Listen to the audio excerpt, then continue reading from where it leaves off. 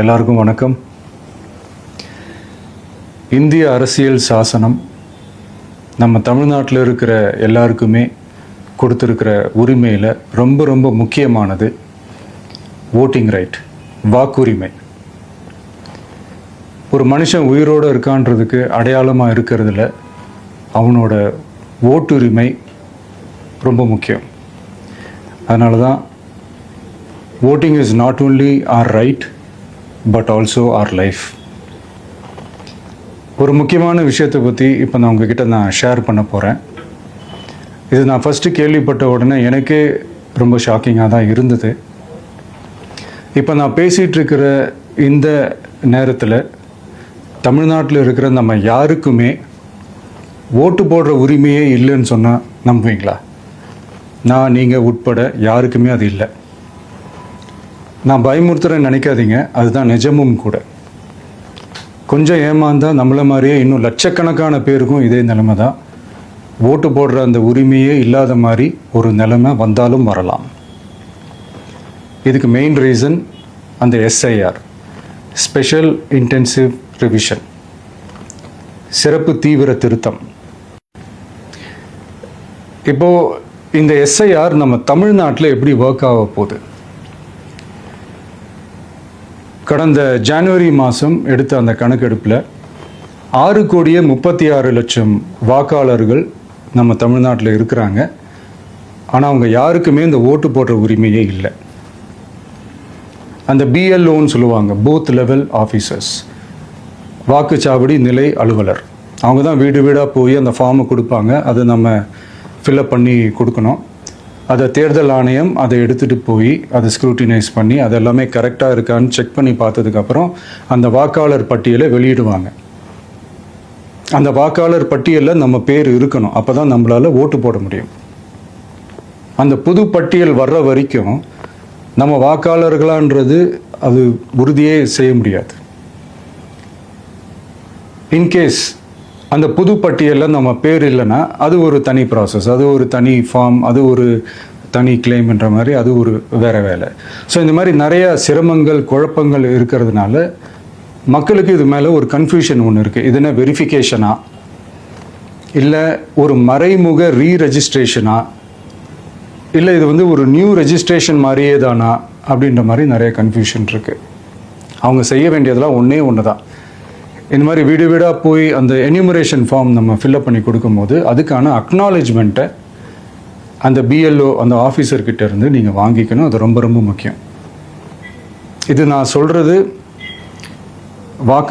வாக்காளர் பட்டியலில் ஆல்ரெடி உங்கள் பேர் இருக்கிறவங்களுக்கு நான் சொல்கிறேன். இப்போ புது வாக்காளர்கள், ஃபஸ்ட் டைம் ஓட்டர்ஸ், அவங்களுக்கு ஃபார்ம் 6ன்னு ஒன்று இருக்குது. அதை நீங்கள் ஃபில்அப் பண்ணி நீங்கள் உங்கள் ஏரியாவில் இருக்கிற சம்மந்தப்பட்ட அந்த உங்கள் அலுவலகத்தில் நீங்கள் டைரெக்டாகவும் சப்மிட் பண்ணலாம், இல்லை நீங்கள் ஆன்லைன்லேயும் சப்மிட் பண்ணலாம். அப்படி ஆன்லைனில் நீங்கள் சப்மிட் பண்ணிங்கன்னா அதுக்கான ஸ்க்ரீன்ஷாட் எடுத்து வச்சுக்கோங்க. ஃபோனில் மெசேஜ் வரும், அதை சேவ் பண்ணி வச்சுக்கோங்க. அப்ராடில் இருக்கிறவங்க கூட அந்த எஸ்ஐஆர் ஃபார்மை டவுன்லோட் பண்ணி நீங்கள் அதை ஃபில்அப் பண்ணி சப்மிட் பண்ணலாம். அதுக்கான அக்னாலேஜ்மெண்ட்டை வாங்கி வச்சுக்கோங்க. ரொம்ப முக்கியமாக உங்களோட பிஎல்ஓ அந்த ஆஃபீஸர் யாருன்னு தெரிஞ்சு வச்சுக்கோங்க. இந்த தேர்தல் ஆணையம் அந்த வெப்சைட்டில் போனீங்கன்னா அந்த பர்டிகுலர் பிஎல்ஓ ஆஃபீஸரோட ஃபோன் நம்பர் கூட நீங்கள் எடுத்து வச்சுக்கலாம். இன்கேஸ் உங்களை யாரையும் ரீச் பண்ணலை இல்லை உங்களுக்கு அந்த ஃபார்ம் கிடைக்கல அப்படின்னா நீங்கள் அவரை காண்டாக்ட் பண்ணி அந்த ஃபார்மை வாங்கி நீங்கள் ஃபில்அப் பண்ணி நீங்கள் சப்மிட் பண்ணலாம். ரொம்ப முக்கியமாக அதுக்கான அக்னாலேஜ்மெண்ட்டை வாங்கி வச்சுக்கோங்க. இது எல்லாமே சரியாக செஞ்சாலும் இந்த எஸ்ஐஆர் மேலே சில டவுட்ஸ் இருக்குது. அது என்னென்னா, இந்த 6,36,00,000 வாக்காளர்களுக்கு ஒருத்தர் விடாமல் இந்த ஒரே மாதத்துக்குள்ளே எப்படி எல்லாருக்குமே அந்த ஃபார்ம் போய் ரீச் ஆகும்? ஒன்று. ரெண்டாவது, நீங்கள் வரும்போது வீட்டை போட்டுட்டு வேலைக்கு போயிட்டு என்ன பண்ணுறது? இப்போ நீங்கள் வருவீங்கன்றதுக்காக வேலையெல்லாம் விட்டுட்டு வீட்டுக்குள்ளேயே உட்காந்துட்ருக்கணுமா? ஸோ இதில் மெயினாக பாதிக்கப்பட போகிறது உழைக்கிற மக்கள், ஏழைகள், வேலைக்கு போகிற பெண்கள். இவங்களுக்கு யார் கரெக்டான அந்த பதில் சொல்ல போகிறது?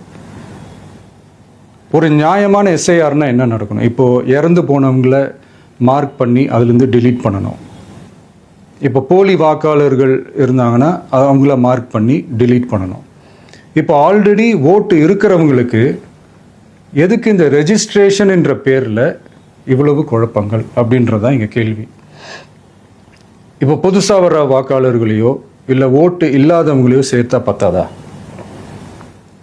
இப்போ ரீசெண்டாக நடந்த இப்போ எலெக்ஷன் 2021, 24 எப்படி எல்லாருமே ஓட்டு போட்டோம்? அதில் ஓட்டு போட்டவங்க கூட இப்போ புதுசாக ரெஜிஸ்டர் பண்ணணும்னா அது ஏன் அந்த கன்ஃபியூஷன் அப்படின்றதான் நாங்கள் கேட்குறோம். அதனால தான் நாங்கள் எஸ்ஐஆரை எதிர்க்கிறோம்.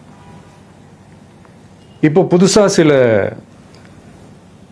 கம்ப்ளைண்ட்ஸ்லாம் வர ஆரம்பிக்குது. அது என்னென்னா முக்கியமாக நம்மளுடைய டிவிகே தோழர்களுக்கு அந்த ஃபார்ம் கிடைக்க மாட்டேங்குது, கொடுக்க மாட்டேன்றாங்க அப்படின்ற சில கம்ப்ளைண்ட்ஸ்.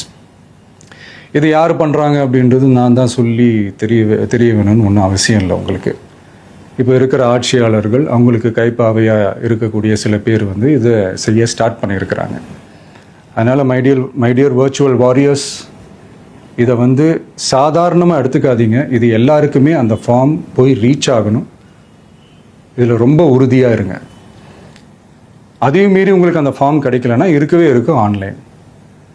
தேர்தல் ஆணையம் அந்த வெப்சைட்டில் போய் அந்த ஃபார்மை டவுன்லோட் பண்ணி நீங்கள் ஃபில்அப் பண்ணி சப்மிட் பண்ணலாம். உங்கள் வீட்டில் இருக்கிறவங்களுக்கு நீங்கள் செஞ்சு கொடுங்க, பக்கத்து வீட்டில் இருக்கிறவங்களுக்கு செஞ்சு கொடுங்க, தெரிஞ்சவங்களுக்கு, தெரியாதவங்களுக்கு, பழகினவங்களுக்கு, பழகாதவங்களுக்கு எல்லாருக்குமே நீங்கள் தயவு செஞ்சு கொடுங்க.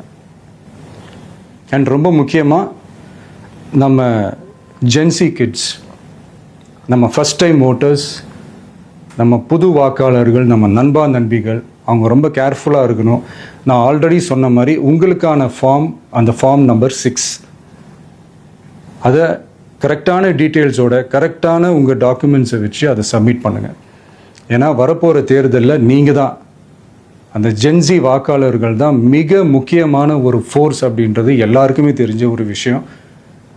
அதனால் உங்களை டிஸ்டர்ப் பண்ணுறதுக்கு, உங்கள் பேரை அதில் இன்க்ளூட் பண்ணாமல் செய்கிறதுக்கு என்னென்ன வேலைகள் செய்யணுமோ, என்னென்ன தில்லுமுள்ளு வேலைகள் செய்யணுமோ எல்லாமே அவங்க செய்வாங்க.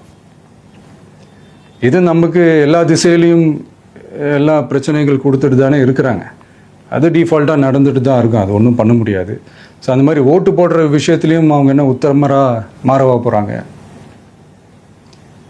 நான் சில மீட்டிங்ஸ்லலாம் ரிப்பீட்டடாக ஒரு விஷயம் நான் சொல்கிறேன்ல, 2 பேருக்கு நடுவில் தான் போட்டி அப்படின்ட்டு. அது மேடைக்கு மேடை அவங்க அதை ப்ரூவ் பண்ணிகிட்டு இருக்கிறாங்க. அதனால் தோழர்களே, வரப்போகிற தேர்தலில் நம்ம யாருன்னு காட்டணும், நம்ம பலம் என்னன்னு காட்டணும்.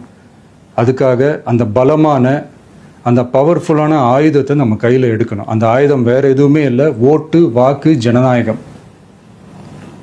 அது இருந்தால் தான் நம்ம அந்த வெற்றியை நோக்கி நம்மளால் பயணிக்க முடியும். தமிழ்நாடே அந்த வாக்குச்சாவடி முன்னாடி திரண்டு நிற்கணும். அதை பார்த்துட்டு தமிழ்நாடே தமிழக வெற்றி கழகமா, இல்லை தமிழக வெற்றி கழகம் தான் தமிழ்நாடா அப்படின்ற மாதிரி இருக்கணும். வீடுன்னு ஒன்று இருந்தால் தான் ஓடு மாற்ற முடியும்னு அறிஞர் அண்ணா அவர்கள் சொல்லியிருக்கிறாங்க. அந்த மாதிரி ஓட்டுன்னு ஒன்று இருந்தால் தான் இந்த நாட்டையே காப்பாற்ற முடியும்.